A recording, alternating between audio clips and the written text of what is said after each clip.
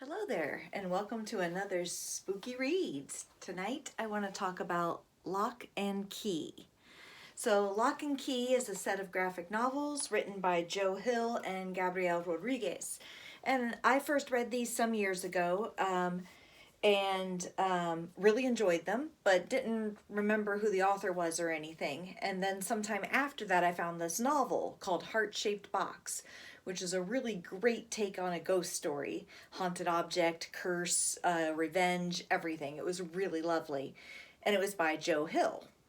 And after a little bit of research, I figured out, oh, Joe Hill is Stephen King's son, and he's got quite a reputation actually as a writer of horror in his own right.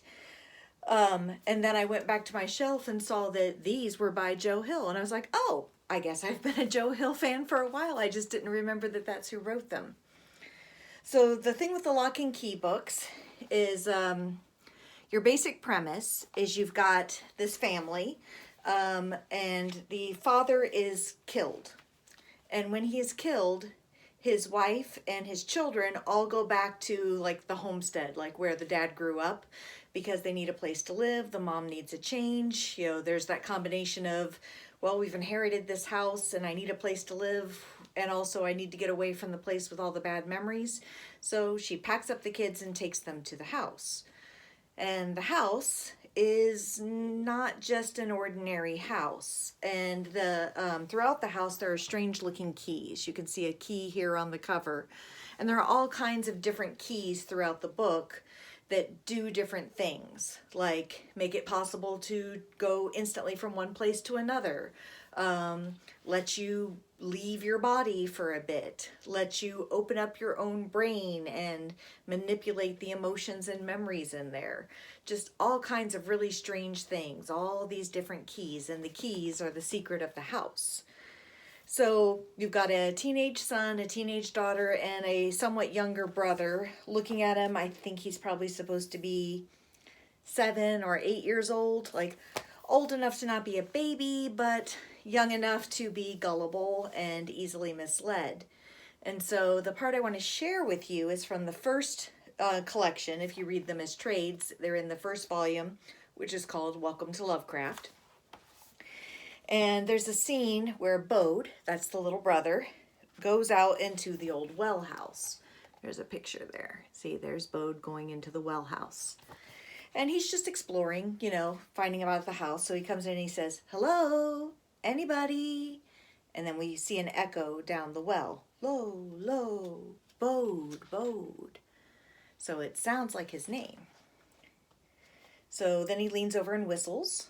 I can't whistle, sorry, so I'll just say he whistles, and the well whistles back. And then he says, "Are you my echo?" And he goes, "Co, co." And then a pause, and then it says, "Yes, yes I am, Bode." Okay, that's a little creepy. Echoes are not supposed to actually hold conversations with you. And so he bolts, and as he's bolting, the voice down in the well goes, "Wait, don't go."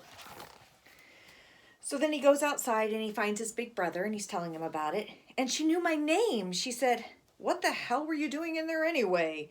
You know about what Duncan said about going in the well house. It's the one rule. The damn thing is caving in." "I know, I forgot. Please, please." Then when they get over to it, door is locked. "Well, we aren't going to ask Duncan for the key. Hang on." And big brother pushes his head through the bars and says, "Hello?" And we hear, "Lo, lo." "I don't know, Bode. Maybe you heard an echo." "That's what she said. She said she was an echo." "Oh, did she?"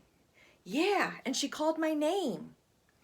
"If the only thing in there is your echo, then we can all relax. Your echo will be just fine without a call to 911.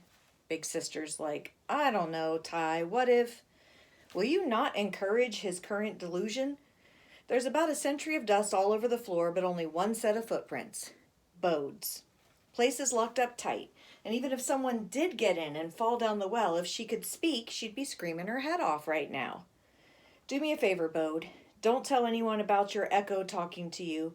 Don't go in there again. If Mom thinks you're hearing people who aren't there, she'll send you to a clinic and have surgery on your deformed brain." So, besides the basic premise, which is a whole lot of fun, I really love what Hill did with the relationship between these siblings. They pick on each other, they hate each other, they're jealous of each other, and they love and watch out for each other, just like real siblings.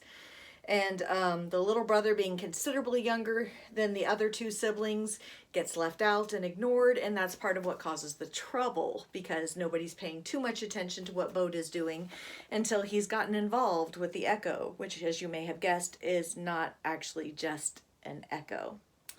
There's a television series of this as well. I've only watched one episode, so I don't know yet if I like it, but I'm hopeful. I'm hopeful they do a good job adapting it. But in the meantime, I do highly recommend the graphic novels. Again, that's Locke and Key by Joe Hill and Gabrielle Rodriguez. Enjoy! Happy Halloween spooky reading!